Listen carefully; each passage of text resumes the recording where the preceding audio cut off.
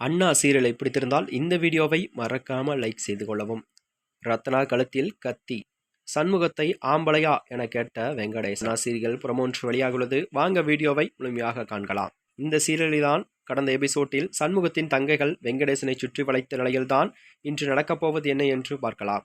அதாவது வெங்கடேசன் வீட்டிலிருந்து தப்பிக்க முயற்சிக்கும் இசைக்கையும் அவளது தங்கையும் கத்தியை காட்டி வெங்கடேசனை மடக்குகின்றனர். அப்போது வந்த ரத்னா தன்னை ஏன் இப்படியெல்லாம் செய்தா என வெங்கடேசனை அடிக்கிறார். அவளும் ஏதுவாக இசைக்கு அவரது அப்பா எல்லாம் வெங்கடேசனை பிடித்து நிற்கின்றனர். அந்த வகையில்தான் அப்போது அவர்கள் பிடியிலிருந்து தப்பிய வெங்கடேஷ் கத்தியை பிடுங்கி ரத்னாவின் கழுத்தில் வைத்து அவளுடன் வீட்டிலிருந்து தப்பிக்கிறான். அப்போது இந்த ஜென்மத்தில் நான் தான் ரத்னாவின் புருஷன் என கூறிவிட்டு செல்கிறானாம்.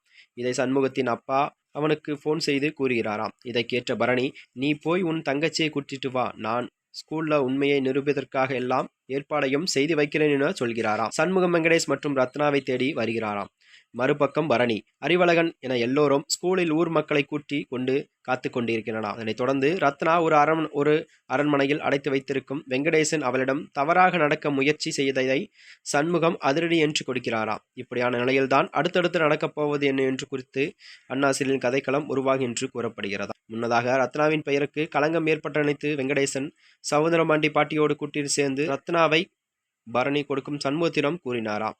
மறுபக்கம் பரணி வெங்கடேஷ் மீது சந்தேகப்பட்டு அவனை பின்தொடர்ந்து வந்த நிலையில்தான் முகமூடி அணிந்து முகத்தை மூடியபடி சரக்கு வாங்கி கொடுத்த அந்த டீ கடையில் வேலை செய்தவனை சந்திக்கிறார். ஆனால் வெங்கடேசன் வேலை என்பது தெரிய வருகிறதாம். இதே சமயம் முத்துப்பாண்டி போலீஸ் படையுடன் வந்து வெங்கடேஷ் வீட்டில் சோதனை நடத்துகின்றனர். அப்போது வந்து வடநாட்டு பியூன் வெங்கடேசை விட்டு பாத்ரூமில் ஒளிந்திருப்பதை முத்துப்பாண்டி கண்டுபிடித்து விட்டார். அடுத்துதான் பரணி வெங்கம்மாவிடம் உண்மையை சொல்லுமாறு துருவி விசாரிக்கிறாராம். இதனைத் தொடர்ந்து அடுத்த கதைக்களம் உருவாகும் என்று எதிர்பார்க்கப்படுகிறது. மேலும் இதுபோன்ற வீடியோக்களை தெரிந்து கொள்ள நமது சேனலை மறக்காம சப்ஸ்கிரைப் செய்து கொள்ளவும். நன்றி, வணக்கம்.